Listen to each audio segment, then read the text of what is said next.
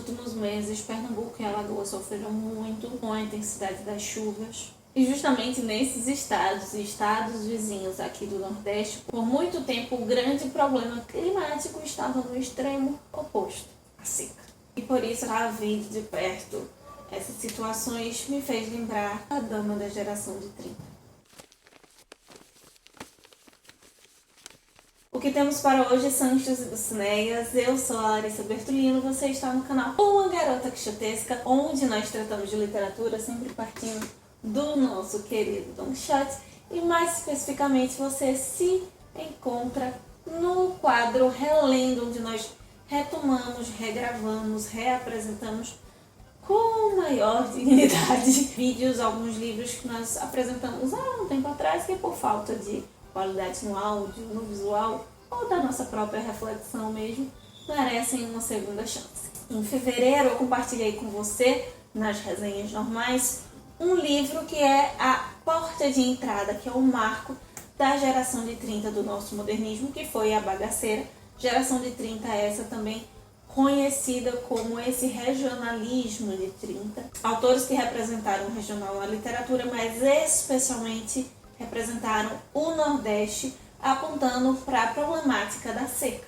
O que acabou criando um imaginário sobre essa região extremamente associada a ser apenas sertão, mas não só de seca se faz o Nordeste. O 15 é um livro muito representativo disso, porque a seca é apenas um sintoma, uma circunstância que serve para evidenciar grandes outros problemas da nossa região. Geralmente esse romance, que é de 1930, da Raquel de Queiroz, está sendo sempre comparado a Vidas Secas, de Graciliano Ramos, que foi publicado 8 anos depois. Inclusive, no próximo mês nós podemos retomar essa obra, então, no Relendo, para fazer alguns comparativos. Ainda que a Bagaceira já tivesse sido lançada, o 15 foi importante, inclusive, para a formação do próprio Graciliano, para a formação de Vidas Secas e de outras obras que trataram desse imaginário. Algumas coisas nesse livro foram muito significativas para que um livro aparentemente simples, escrito por uma moça tão jovem, fosse paradigmático na nossa literatura. Raquel de Queiroz escreveu com 19 anos, o livro foi publicado quando ela tinha 20. Ela não vem da metrópole, uma moça interiorana do Ceará. Raquel de Queiroz foi estimulada desde cedo a se desenvolver, a crescer, a cuidar, lapidar as suas habilidades. Uma coisa que eu achei interessante nas pesquisas sobre a sua biografia é que alguns dos seus biógrafos destacam sempre o ponto de Raquel ser estimulada a ler obras clássicas escritas por homens. Ela não tinha o costume de ler obras próprias para as mulheres. A gente discutiu um pouquinho sobre isso lá em março, como há essa cisão no formato, no estilo, mas pensando nessa época, há também um certo tolhimento em relação às temáticas e, consecutivamente, à forma como se expressarão, como se regerão os livros que as mulheres poderiam ou não ler. Não só dentro da pauta de costumes, isso acaba reverberando para o modo estético também. Isso, então, teria sido uma das questões que adicionou esse diferencial à formação da Raquel de Queiroz. Ela escreveu por algum tempo numa revista chamada Jandaia. Jandaia é aquele passarinho típico do Ceará, que José de Alencar repete a cada 2 segundos na Iracema. Ela escrevia sobre o pseudônimo de Rita Queluz. Então, mesmo muito jovem, com essa publicação, muito jovem de O 15, que é o que nós estamos tratando hoje, apesar dela ter se destacado e depois produzido outras obras também relevantes, positivas e esteticamente superiores ao 15, ela estava inserida no cenário de sua época, na discussão crítica da sua época. Ela tinha um papel relevante não só como escritora. É tanto que anos depois, em 1977, ela é a primeira mulher a ter uma cadeira número 5 na Brasileira de Letras, apesar de outras já terem tentado, mas ela é a primeira que é aceita, e terá uma infinidade de outras coisas que ela sempre se tornará a pioneira. Ela é a primeira mulher a ganhar o prêmio Camões, o prêmio talvez mais importante literário em língua portuguesa. Posteriormente, ela também receberá o prêmio Jabuti, o prêmio Machado de Assis, pensando então nesses dois na língua brasileira, na língua portuguesa no Brasil. Esses e vários outros aspectos fazem com que, ainda que 15 seja uma obra importante, o papel da Raquel de Queiroz na nossa literatura, na nossa cultura, se destaque além do 15, se destaque além da geração de 30. Ela é icônica, eu escolhi não só esse livro por ser algo do vestibular, por ser um vídeo que merece um Helena aqui no canal, mas com aquela promessa de trazer mais mulheres. Porque das nossas mulheres escritoras que já têm um certo destaque, que têm uma certa relevância, eu sinto que a Raquel de Queiroz ainda tem pouco passe nas rodas, nas conversas. Ela é sempre destacada como esse marco, mas não se lê muito, não se comenta muito além do Quinta, as Três Marias e alguns outros textos. Então que sirva de inspiração tanto para você ler mais dela, mas expandir um pouquinho também nas leituras de mulheres e mulheres nordestinas. Por falar em mulheres nordestinas, a Raquel de Queiroz produziu diversas personagens que corroboram um pouco com essa ideia da mulher forte nordestina, a mulher forte do sertão nordestino. Mas ao mesmo tempo, há outros tipos de personagens. Há mulheres misteriosas, mulheres extremamente dóceis, mulheres instigantes, inspiradoras que vão para além de estereótipos. O 15 é relevante na produção da Raquel de Queiroz porque, além de ser o seu primeiro livro e de ter uma venda, uma popularidade ainda em vida, é a obra que ela publica sem o pseudônimo. Ela para de escrever como Rita de Queluz e lança o livro com o seu nome mesmo, Raquel de Queiroz. Socialmente falando, ela vai tratar aparentemente de dois assuntos, digamos, mais fortes. O êxodo rural, as pessoas saindo do interior para as grandes cidades, e as secas, né? Questões que estão sendo muito fortes nessa década. Só que se nós pararmos para pensar no Lima Barreto, no Euclides da Cunha, em autores do final do século XIX, alguns chegaram ao início do século XX, esses assuntos já eram tratados. Assuntos como nós vimos na Bagaceira, próprio Vidas Secas, eles já eram tratados desde a metade do século XIX, mais ou menos, aí para frente. Que faz com que a literatura desses novos regionalistas seja diferente, especialmente a literatura da Raquel de Queiroz, que é que eu destaque no 15. Tem um pouco a ver com aquilo que nós destacamos de A Bagaceira, mas no modo único da Raquel. A Raquel de Queiroz, ela apresenta uma linguagem clara, retrata a forma coloquial, a forma de falar das pessoas. Como eu disse, o 15 foi uma inspiração para o Graciliano Ramos escrever depois de Vidas Secas, mas isso não se limita à temática dos retirantes no sertão e na seca. Tem muito mais a ver, sim, com essa linguagem, com essa forma de se representar tanto a linguagem quanto de falar sobre a sociedade. E pensar em Raquel de Queiroz como uma moça muito jovem dentro desse cenário é paradigmático porque ela não corresponde às expectativas que normalmente se teriam para uma mocinha do interior da sua idade naquela época. Ela tem uma linguagem extremamente crua, direta, objetiva. Além do ponto de como falar, é o que ela fala. Ela tem uma percepção muito perspicaz das coisas.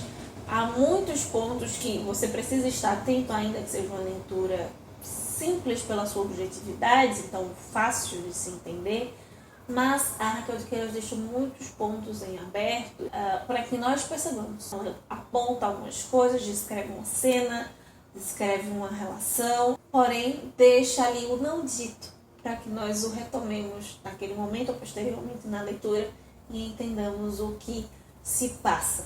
Por isso que, ainda que a sua linguagem, né, que a sua forma de escrever seja muito pragmática, há um teor de subjetividade, de catarse que envolve o leitor a se sensibilizar com aquilo, não exatamente porque o que ela está retratando é cru, não simplesmente porque é algo horrendo, miserável, mas porque nós criamos essa identidade com o personagem, nós criamos essa afeição com os personagens, ainda que não tenhamos passado por nada semelhante. E ainda que existam personagens distintos, uma coisa que até parece acrescer seja um pouco mais de ironia, até mesmo de sarcasmo, da Raquel de Queiroz, que é uma realidade muito forte aqui. Nossa, no meu lar, na minha família, na minha casa, isso é muito forte. Mas até para romper com essa expectativa de que se tinha do romance escrito por mulher, é que os personagens homens de O 15 são um pouco, alguns deles, né, pelo menos os principais,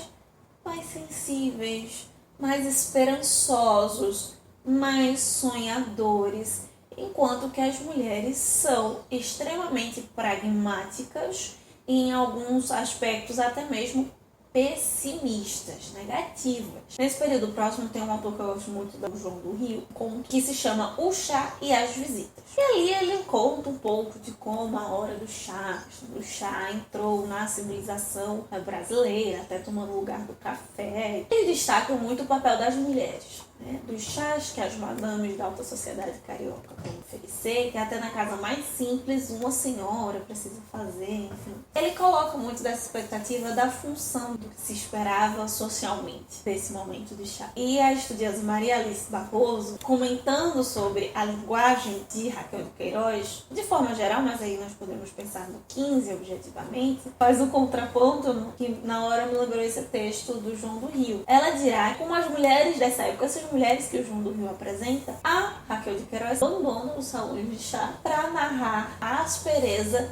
da seca do Nordeste. E pensando um pouco do que o João do Rio coloca ali sobre o chá, muito mais que falar sobre o horário da bebida e tomar a bebida, ele vai falando sobre as situações, como a sociedade vai se moldando, como as circunstâncias vão se moldando. E a linguagem da Raquel é muito disso. Ela tá falando de uma situação complicada, mas até em alguns momentos você esquece que aquela obra se fala necessariamente sobre a seca no Nordeste. Porque essa aspereza que ela apresenta é uma aspereza da miséria, da violência, do abandono, das civilizações do humano, que, como eu falei, é um sintoma do que acontece. A seca vem para evidenciar isso muito mais. E pensar na Raquel como uma jovem, como uma menina, uma garota, digamos assim, escrevendo esses textos, é interessante para notar como as personagens mais jovens, ainda que as mulheres se destaquem dentre os homens, as personagens mais novas, mais jovens, são ainda mais interessantes que as senhoras mais velhas.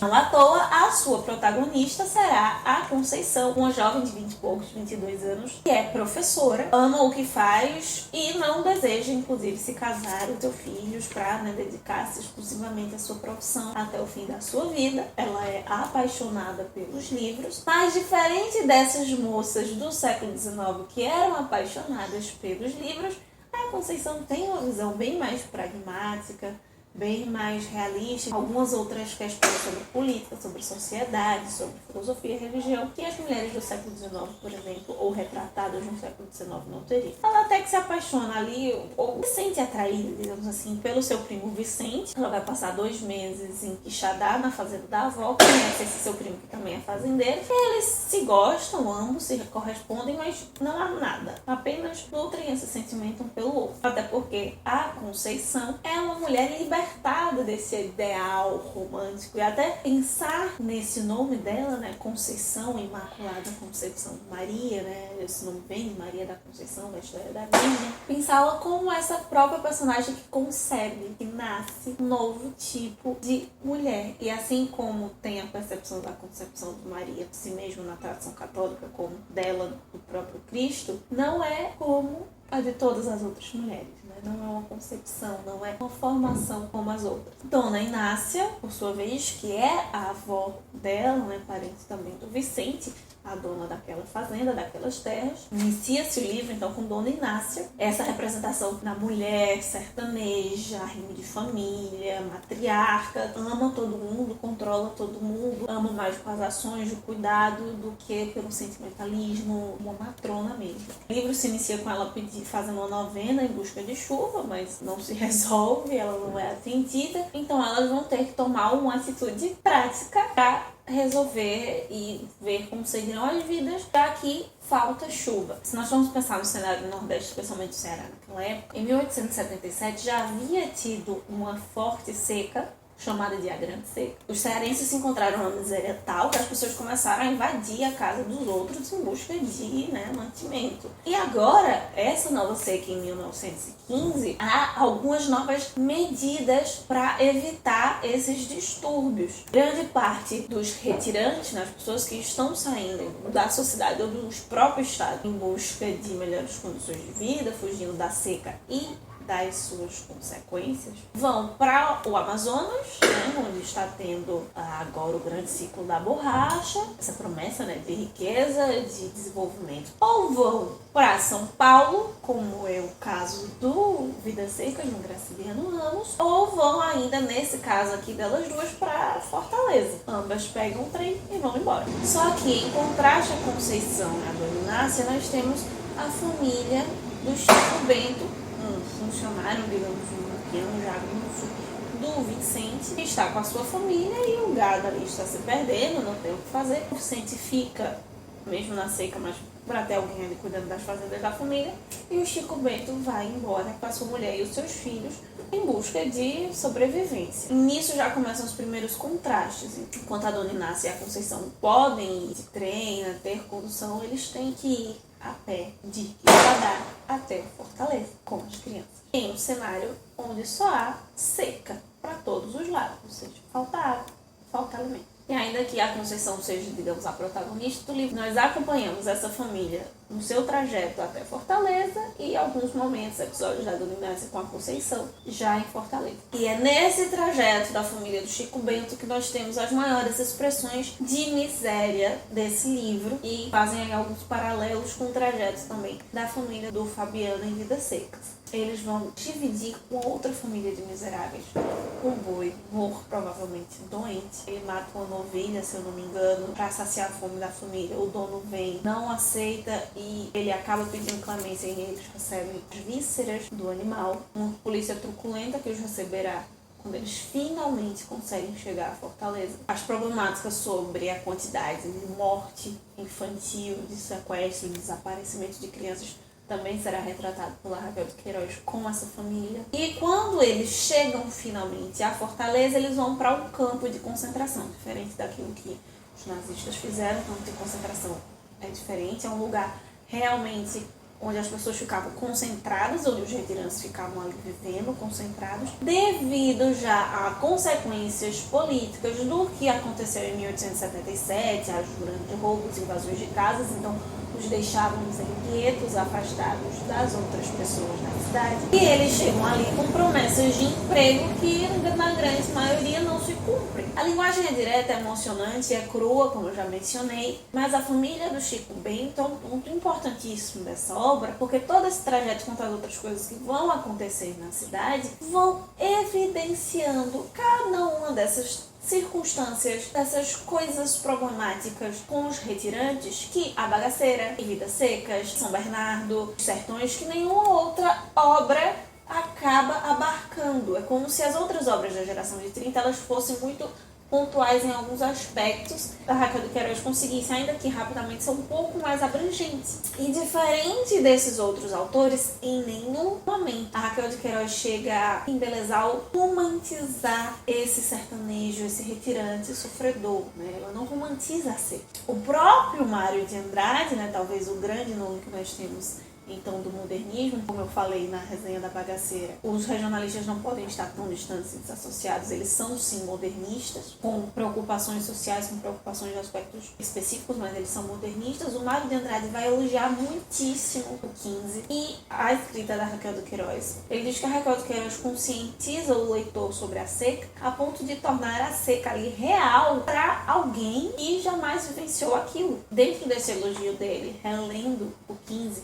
nós podemos parar para pensar que se literatura é forma, ou seja, não é o que eu escrevo, mas como eu escrevo, o 15 ele não é um paradigma simplesmente porque ele não só romantiza, mas mesmo sem fazer isso, ele não deixa de ser literário, ele não deixa de ser ficção, ele não deixa de ser forma artística. Durante o realismo e o naturalismo, por exemplo, nós tivemos obras que às vezes se assemelhavam mais a um tratado sociológico, científico sobre essa ou aquela situação, e em momentos específicos nós lembrávamos que aquilo era uma obra literária. 15 ele é um equilíbrio perfeito. A Raquel ela nem cientifica demais, digamos assim, a ponto de esquecer que é literário, nem romantiza demais, nem subjetiva ou deixa a linguagem tão distante da realidade que pensemos que aquilo é um momento distante. Eu não contarei o final, Mas eu digo que os caminhos da Conceição com a família do Chico Bento vão se reencontrar. Pensar nisso, nesses reencontros, é lembrar que a seca no Nordeste ela acaba sendo cíclica, tanto por questões climáticas como questões políticas e sociais. A seca ela apenas evidencia outros problemas e esses outros problemas também são cíclicos, alguns com ciclos maiores de décadas, às vezes médios de 4 em 4 anos e outros com ciclos diários. Nós temos no 15 projeções de futuro, a esperança dessa família em busca de sobrevivência, buscando ir para este ou aquele lugar na promessa de uma vida melhor, pensando tanto no indivíduo quanto no coletivo. Com a Conceição nós temos projeções de futuro do indivíduo, da condição feminina, né, que prometia mudar, prometia melhorar naquela época, que já estava mudando em muitas situações, nos rincões do país, como é o caso aqui no Quixadá, talvez não tanto, mas que tínhamos sim essas promessas e alguns pequenos avanços. 15 evidencia a seca do Nordeste, a seca de água, de escassez de alimento, mas também a seca de esperança, a seca de variedade de pensamentos, de possibilidades de educação, ou, no caso da Conceição especialmente, a seca, a escassez de caminhos para quem se encontra nesses cenários, nesses rincões do Brasil e buscam a ilustração, tanto para si quanto para as outras pessoas. Ainda mesmo que um final em aberto, digamos assim, que a Raquel de Queiroz nos coloca, em relação pelo menos ao desfecho dos personagens, é uma possibilidade de que esse final em aberto possa ser também a oportunidade de recomeço. Como ainda hoje, praticamente todos esses problemas que a Raquel de Queiroz evidenciam seguem na nossa sociedade e que talvez nós precisemos, assim como ela, rever a linguagem para, quiçá, talvez, conseguirmos mudanças ainda que muito pequenas. Então é isso, meus queridos cavaleiros andantes. Este é o nosso relendo, nosso comentário renovado de O 15 da Raquel de Queiroz. Me diz aqui se você precisou lê-lo na escola, quanto tempo você leu, se você demorou, o que você achou da linguagem, da leitura. Eu li numa noite, numa tacada só. E no próximo mês no relendo nós podemos trazer aqui Vidas Secas e fazer o comentário comparativo. Nos encontramos sexta-feira para apresentar um balanço das leituras desse ano. Na próxima segunda nós encerramos a nossa jornada de leitura conjunta, porque os sinos dobram. Enquanto isso, possamos sair da biblioteca e ver muito além dos moinhos de vento.